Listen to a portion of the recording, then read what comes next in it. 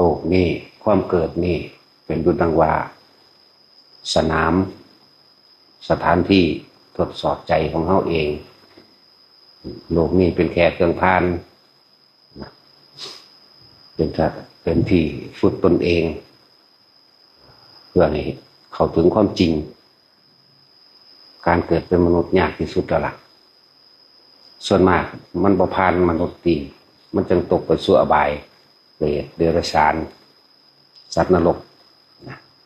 มนุษย์กับเทวดานี่เป็นยากอยู่จึงว่าโลกนี้เป็นดุจดังว่าสนามทดสอบความเห็นของเจ้าของเองเพื่อเฮาได้ยินคำว่าไปที่ชอบพระผู้ได้ตายนี่แหละคือความเห็นคำว่าที่ชอบก็ดีบางคนก็ตายแล้วอยากไปสวรรค์บางคนหลังจากมันบ่ทันได้ตายหรอกที่มันเบาตายแล้วสิไปอยู่สวรรค์มั่งสิไปเป็นพรหมมั่งตายแล้วก็อยากมาเกิดไม่เป็นให้กูได้เป็นพระเจ้าแผ่นดินเบิ่งเด้กูเสียจังสั่นกูเสียจังสี่เรียกว่าที่ชอบบางพวกก็ว่าเกิดเป็นหมดดอกจึงบ่ได้ทำมาหากินอย่างของพวกก็ว่าสารพัดแต่สิว่าเกิดเป็นหมาคือสิสบายแต่มีนั่นแหละที่ชอบออกจากความเห็นของเจ้าของเองแหละจึงว่าโลกนี้เป็นดุจดังว่าสนามทดสอบโรงเรียนชีวิตนี่ให้พวกเขามาเรียนรู้สำหรับคนที่ได้ยินฟังคำสอนพระพุทธเจ้าจึงจะเข้าใจว่าโลกนี้เป็นทุกข์ความเกิดเป็นทุกข์ความแก่เป็นทุกข์ความเจ็บปวดป่วยเป็นทุกข์ความตายเป็นทุกข์มันก็ทุกข์ก่อนตายเบิดละไปก็ดีนั่นแหละถ้าเฮาฟังธรรมไปเรื่อยๆเฮาสิรู้จักดอก ถ้าเฮาลงความเห็นสัมมาทิฏฐิเห็นตามความเป็นจริงว่าโลกนี้หาความจริงยั่งยืนบ่ได้บ่เที่ยงแท้บ่แน่บ่นอนเป็นของที่ตั้งอยู่บ่ได้หาสาระแก่นสารบ่ได้เป็นแหล่งผลิตความทุกข์ทุกชนิด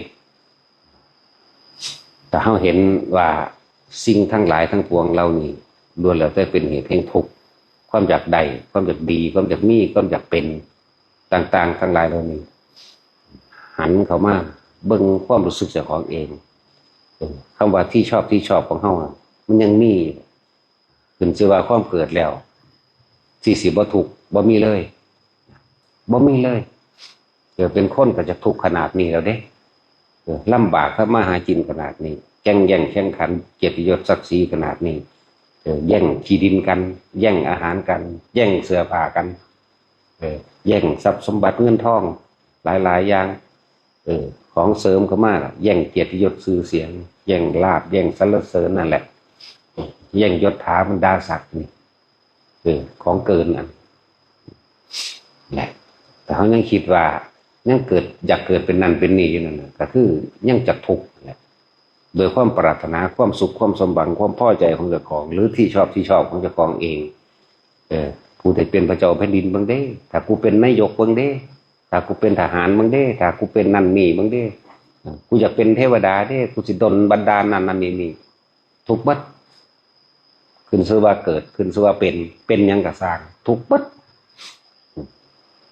นี่แหละแม้ความเกิดก็เป็นทุกข์คำเดียวมันกินใจคือยังไงเด้เกิดเป็นยังกะสร้างอย่างนี้แม้ความเกิดก็เป็นทุกข์เนี่ยในอริยสัจเบื้องต้นเกิดเป็นยังกระทุกข์ทั้งนั้นเป็นเทวดาถูกประสักกาวาแม้การเกิดก็เป็นทุกข์เทวดาแค่ว่าภพที่สองเนี่ยเท่านั้นหนึ่งเดียวมันบ่ได้มียังวิเศษเลยแม้ความเกิดเป็นทุกข์เป็นคนก็เป็นทุกข์สิว่าหยังกับสัตว์เดรัจฉาน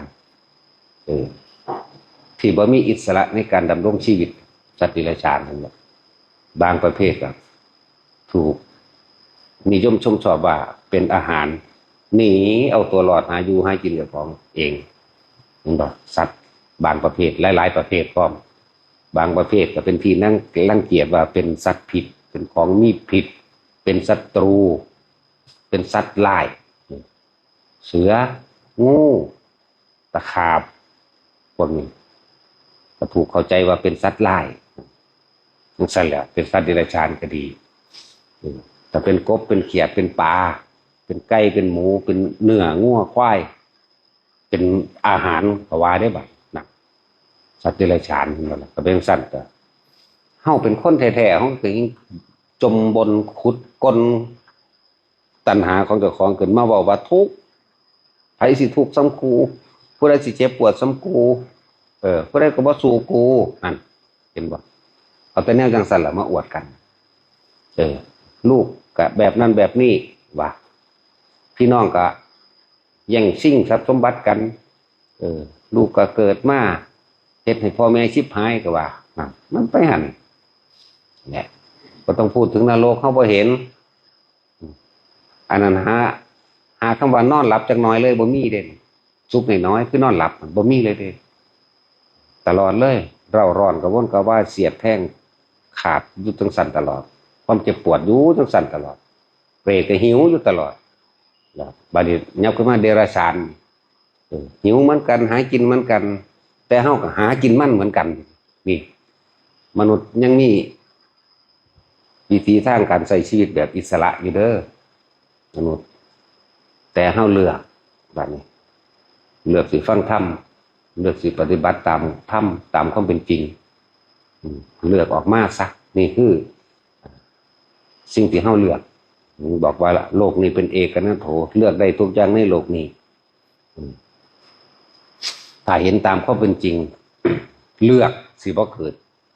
มาในโลกนี้อีกสิบ่ดีกว่าบอกนั่นแหละบางความเห็นทั้งเบิดบ่ว่าสิเขาไปยึดในดีแต่ยึดในดีก็ยึดในเลวยึดในสุขก็ยึดในทุกข์ยึดในใดมากก็ยึดในเสียไปยึดในเกิดก็ยึดในตายยึดในเป็นก็ยึดในความบ่กี่รั้งอย่างยืนเป็นหยังกะสร้างหาความกี่รั้งอย่างยืนบ่ได้ด้วยแล้วเป็นเกิดขึ้นตั้งอยู่เสื่อมสลายดับไปแม้กระทั่งโลกนี้ก็ยังมีวันดับเด้อสายอย่างชีวิตเฮาสั่นๆนะทูลอันตรธานธรกัปดวงอาทิตย์เกิดขึ้น7ดวงใหม่ปึ๊บเดียวคนก็บ่มีเดรัจฉานก็บ่มีมีแต่เปรตมีสัตว์นรกแล้วพวกเป็นโอปาติกะไปในทางเทวดาก็ไปเป็นพ้มเป็นนั่นแหละช่วงระยะการเวลาที่หาอิหยังบ่ได้เลยสุญญกลับบ่มีอิหยังเลยอันนั้นโลกมนุษย์เฮาอีกบ่โดนดอกนับไปจาก2 ล้านกว่าปีนับไปอีก100,000 ปีกับดับเองเพราะว่ายังคนขาดศีลขาดธรรมมีแต่ความเห็นแก่ตัวใกล้แล้วละมีกสัญญีแต่ใกล้แล้วละประมาณพศ4,000 กว่านี่ก็เอาละบาดคนก็อายุสั้นลงฆ่ากันฆ่ากินกันพวกที่รอดเหลืออยู่นั่นก็เข้าไปอยู่น้ำถ้ำน้ำผาในหู้หนีเข้าไปในป่าใหม่เป็นสั้นจังสิเข้าสู่ยุคภาษีสิ้นยุคภาษีมีอายุยืนไปอีกแค่100,000 ปีโลกก็จะดับนั่นแหละสิ่งได้เกิดสิ่งนั้นดับแต่ความคิดของเขาก็ยังเกิดก็ยังดับเขาจิตเราอีหยังกับมันว่างความเห็นให้เบิดในความอยากเป็นเด้อว่าเป็นหยังทำความรู้สึกอยู่ในกายเอาลมหายใจเขานี่แหละทำความรู้สึกอยู่ในกายลมเข้าลมออกทำความรู้สึกอยู่ในจุดอุณาโลมอาการนิ่มนวลปิติปราโมทย์อยู่ในกายอยู่แค่นี้เป็นเครื่องอยู่พ้นรอดบ่กลับมาเกิดทั้งได้กับรอดขอให้อยู่ในความรู้สึกแห่งกาย1มีลมหายใจเข้าออกอยู่ในกาย2มีอาการปิติปราโมทย์แช่มชื่นเบิกบานอยู่ในช่วงอกมั่งอยู่กลางหัวมั่งนิ่มนวลกลางหัวมั่งกลางหน้าผากมั่งนี่เป็นเครื่องอยู่จิตของหมู่พรหมจิตที่ว่างอุเบกขาแต่ว่าอาหารของหมู่พรหมก็คืออาการปิติดื่มดำมันเข้าไปทั้ง4เมื่อเต็มภูมิเต็มกำลังของมันเองแล้วแม้บ่อยากเป็นก็ได้เป็นยิ่งบ่อยากเป็นละหังเป็นผู้บังคับมาเกิดอีกดับสัญญามันสัญญาเวทยิตะนิโรธมันดับเย็นมันหมดความปรารถนามันบ่มีความรู้สึกยินดีพอใจในใดๆทั้งสิ้นมันนั่นแหละคำว่านิพพานก็เลยมันมี30 กว่าสื่อกันอย่าสังหาเฮาบ่อยากเป็นหยังดอกเฮ็ดไปเถอะ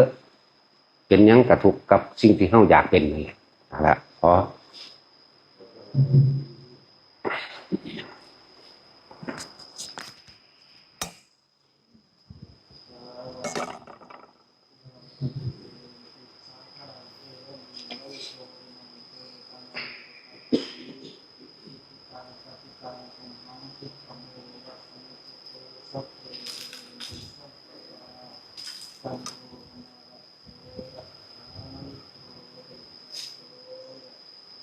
สัพพิติโย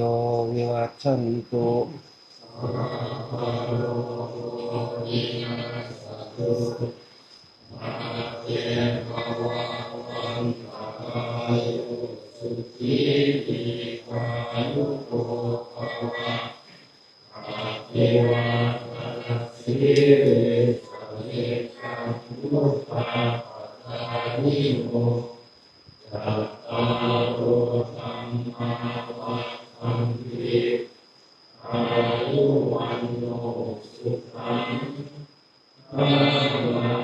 วะตุสัพพมังคะลัง